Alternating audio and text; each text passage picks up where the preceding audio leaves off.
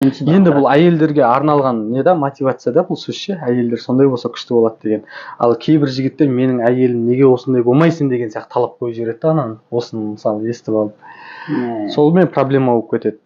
Жаңағы зат болғанда өзі ондай идеал болмай, сен оған өзің қоя алмай, мысалы сен қарапайым үйде баланың өзіне неге кітап оқымайсың? Біз балаларымыз жақсы кітап оқыған қалаймыз ғой. Неге кітап оқымайсың ұршасың да?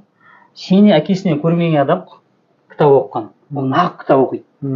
Себебі сенен көрмегенде әкесі бүйтіп өзі сот күш қойып отырса, бала да соған үлгі алады. Себебі отағасының өзі сондай үлгі көрсетіп отыр. Шамшырақтың өзі сондай. Сен жанып тұрған. Сен өзіне үлгі ретінде айтпай кітап оқытса, баланың өзінің әжелеріміз де мықты ақылды болған баяғыда.